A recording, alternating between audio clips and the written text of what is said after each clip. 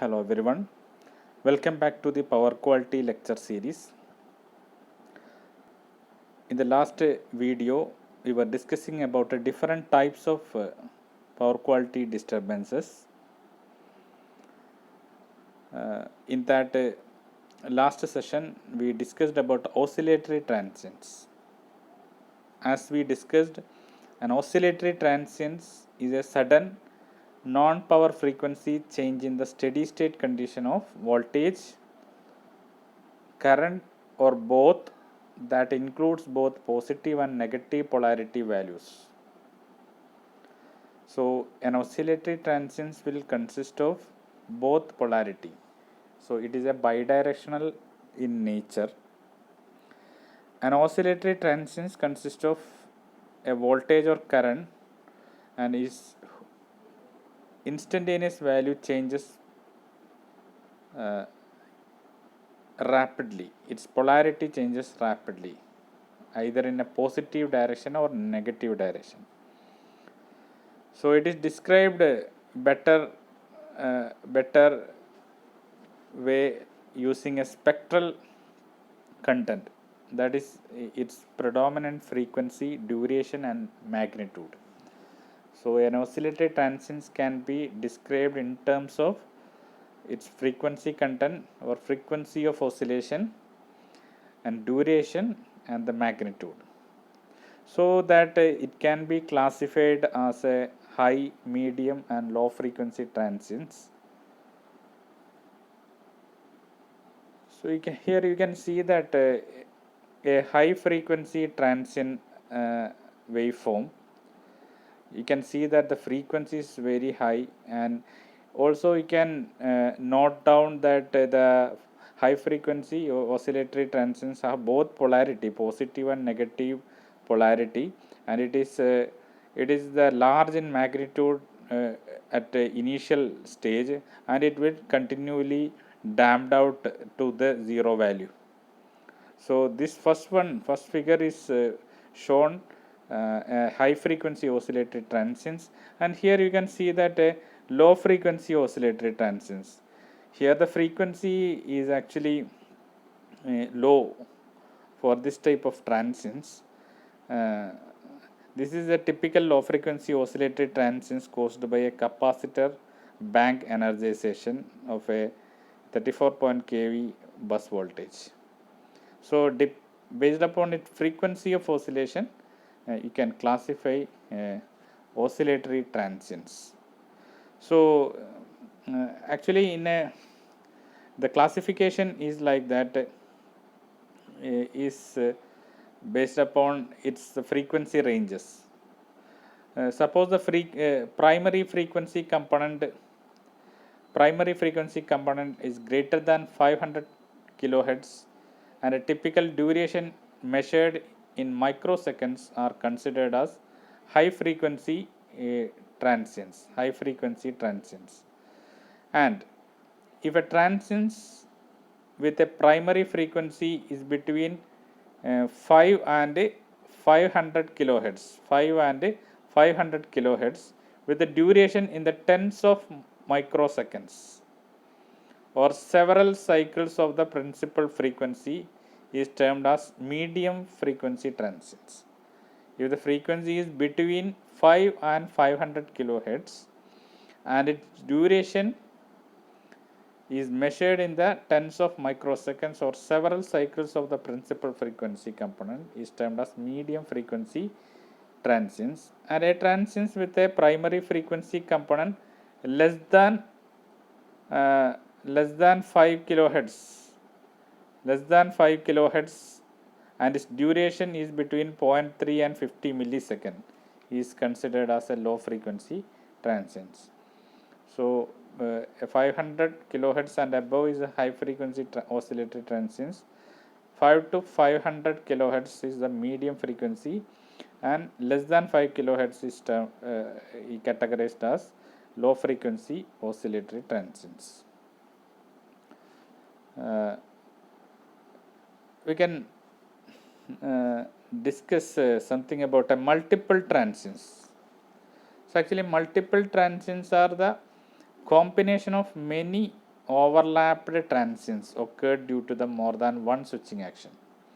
That is, if there are more than one events that causes the generation of transients, then there will be more than one transients will occur.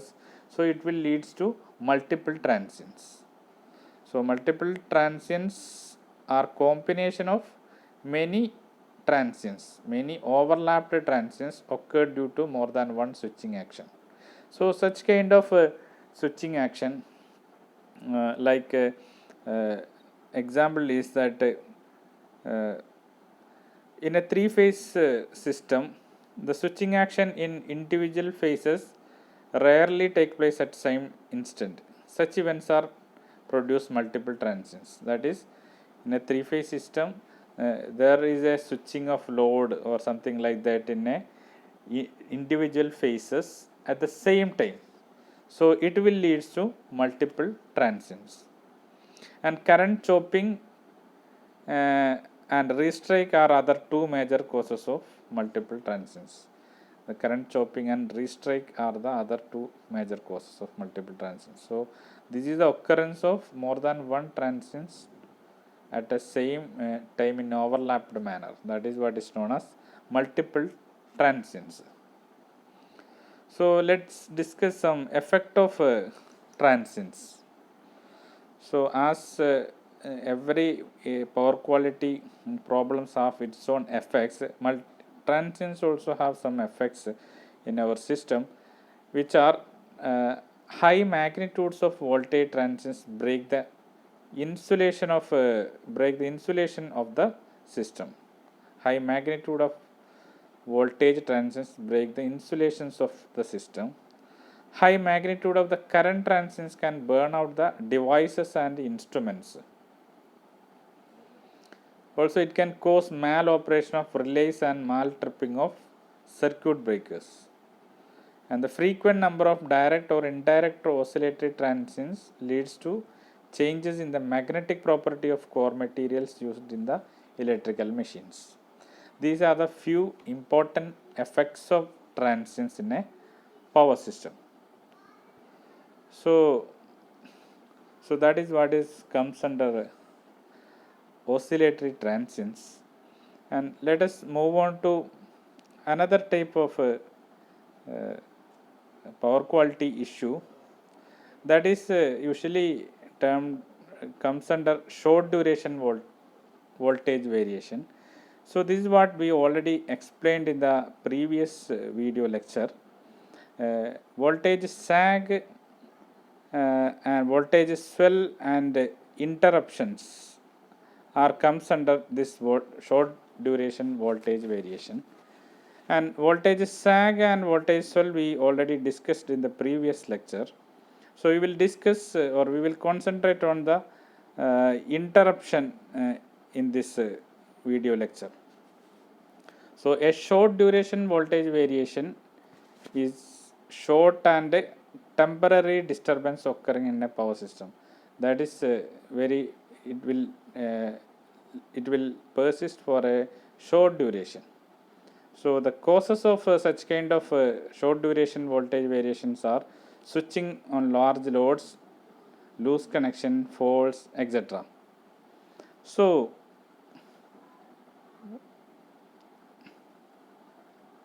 the short duration voltage variation, voltage sag, we know that voltage sag is the voltage dip that occurs for a short period of cycle, and voltage swell is the voltage rise for a short duration.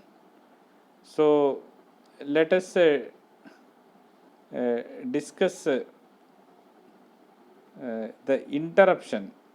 That is, interruption is one of the voltage power quality issue comes under short duration voltage variation. Interruption is nothing but for a particular duration there will not be any output. So there will not be any voltage or current. The voltage or current value is 0 for a particular duration. It's not like a voltage dip or voltage rise.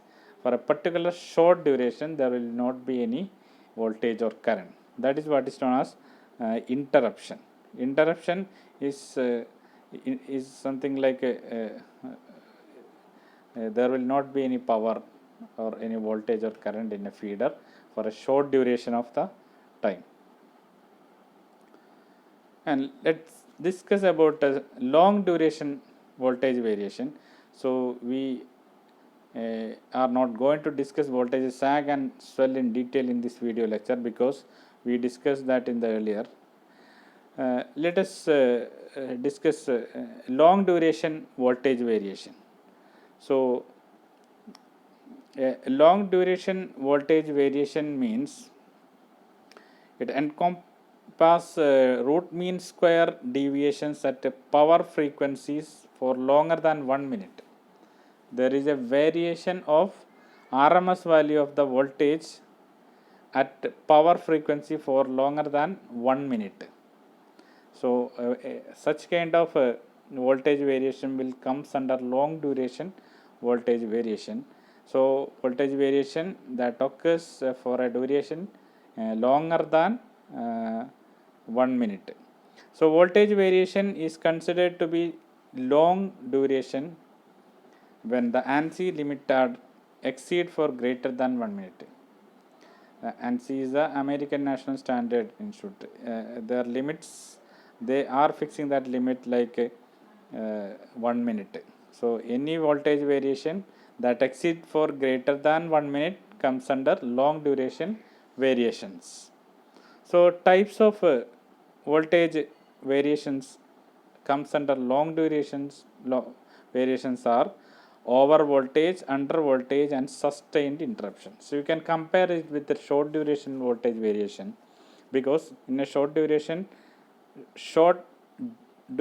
voltage dips is known as voltage sag, but here it is long duration voltage dip is known as under voltage, and short duration voltage rise is known as voltage sag. Here it is over voltage. And interruption, simply interruption means it is a voltage or current interruption for a short duration, but a sustained interruptions means it will exist for a long duration. So now a long duration voltage variations typically termed as over voltage or under voltage. Interruptions for a long duration is termed as sustained interruptions. So let us discuss what is under voltage. So under voltage is the reduction of RMS voltage to 0.8 to 0.9 per unit of the actual voltage, nominal voltage, for more than 1 minute. So 0.8 to 0.9 means 80 to 90% of nominal voltage. So 10 to 20% reduction in the voltage for more than 1 minute duration comes under voltage. So normal duration of under voltage is actually it will be greater than sag. If it is less than 1 minute, is usually it is comes under voltage sag only, but if it is greater than 1 minute, it is termed as under voltage. So main causes of under voltage are overload, less supply capability, fault, etc., and also load switching or a capacitor bank switching off. Whenever a load switch on means it will there is a chance of reducing the voltage, or a capacitor bank is switched off, that also may lead to the voltage reduction. So capacitor bank switched off or load switching on.